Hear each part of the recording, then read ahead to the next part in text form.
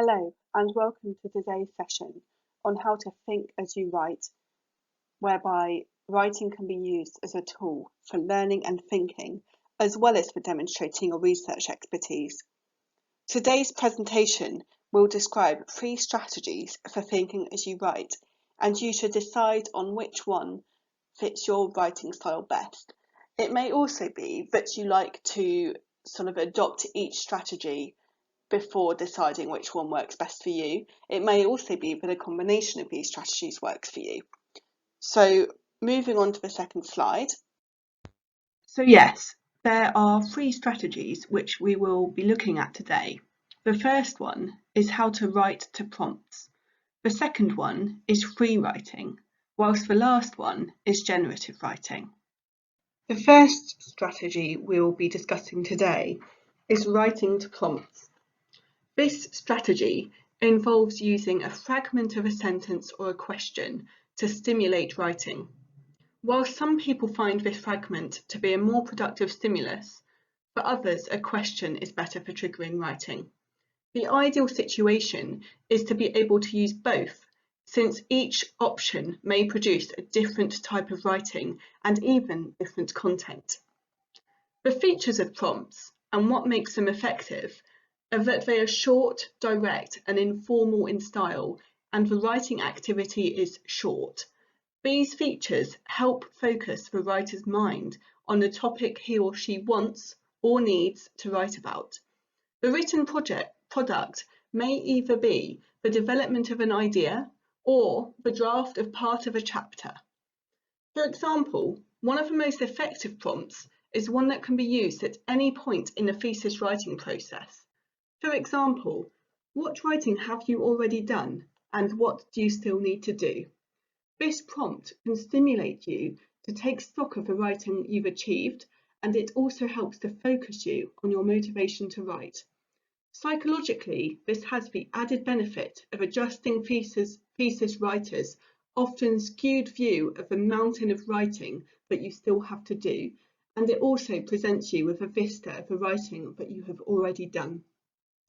There are many different prompts you can use to do this, and at the very least, these can provide you with writing practice. Once you have tried them, you can write your own prompts appropriate to your current writing demands. So for example, some of the prompts you may want to begin with are: where do my ideas come from? How does what I read compare with my own views and findings? What I want to write about next is... and finally, what do I need to write about next? So using these prompts may result in you sort of writing quite a lot in a short space of time, and it may trigger you to begin writing towards your chapters. You will notice that certain prompts work particularly well for you. Those that generate text and prompt reflection are the ones to continue using in the future. An activity to try out is doing 10 minutes writing, followed by 10 minutes of reflection. This not only generates text and provides writing practice, but it also reorientates you and your motives and helps you to take a strategic view of your writing. Free writing is included in this presentation because it has proved highly successful in various thesis writing courses. Although it was not developed specifically for thesis writing, and to some writers does not initially seem suitable, it has helped writers to force themselves to write and to get something down on paper. This, therefore, helps you to build confidence in your own writing. This may seem paradoxical to some. How can writing that is scribbled down be of any use for a draft of a thesis, as the written outcomes are so different? The answer is that free writing can serve several useful purposes in the writing process. Perhaps the key gains are that it helps people to start writing more quickly and stops you from procrastinating. It may also change your writing process. Instead of writing exclusively in large chunks of time or binges, as many academics report that they do, in order to achieve anything, we can also write in small snaps, just in case we run out of large chunks of time. and more importantly, to keep writing regularly. Free writing is one way of developing this approach.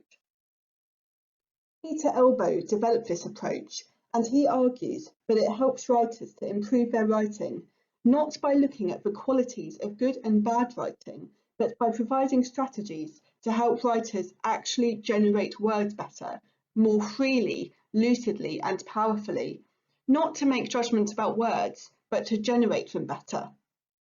The form of free writing defined here is a variation on Elbow's definition of free writing, and it's been adapted for thesis writers. Free writing is very different from the standard structures and styles of academic writing. Although you start with a topic related to your research, you do not need to write continuously about that one topic. You can change topics or subtopics. You can approach topics from different angles. You can even go back to where you started if you'd like. Many writers say that this is almost like brainstorming in sentences. The only requirement of free writing is that you continue writing for the full 5 minutes. Do not stop to revise, do not stop to edit, do not stop to cross anything out. Keep going for a full 5 minutes and stop once the 5 minutes are up. So, in a nutshell, free writing is where you write for 5 minutes without stopping in full sentences. No one else will read this work, so do not worry if it is not structured well. You can also write about whatever you'd like here. Many thesis writers may find it useful to write about what you need to write next. So what are you thinking about? What are the obstacles that you face? And writing this down directly from your brain may be really helpful for you. There are several possible uses of free writing, as listed in this presentation. You may choose to use it for any number of these things.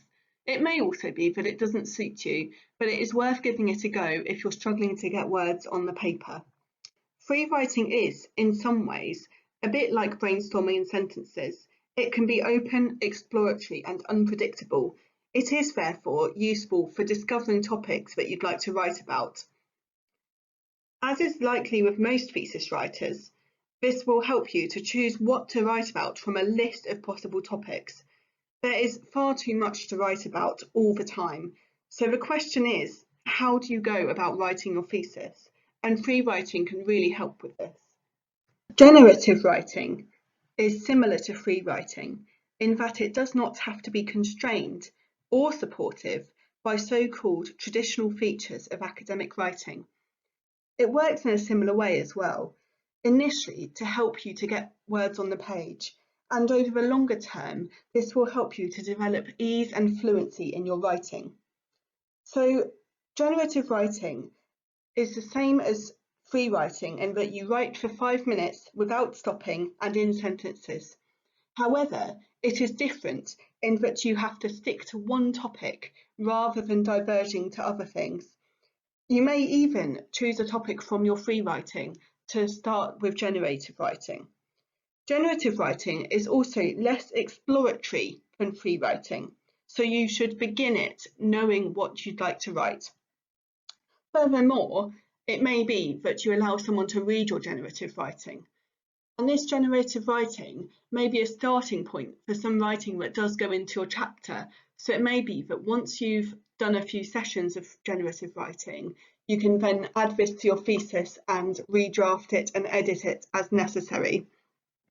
So as this checklist presented in the slides suggests, generative writing is more closed than free writing, and it's more focused on a single topic. Unlike free writing, it may be read by someone else, although this is optional, and that usually changes writers' experiences dramatically. You will become more aware of the requirements of your audience, your responsibility to make your writing make sense, and you will also be concerned about having your writing judged. This is, however, not something to be concerned about, as long as you let people know that this is your generative writing and that it will be edited and reformed once it goes into your thesis. This can just be a way of sort of showing people what your ideas are and where you are going with your writing.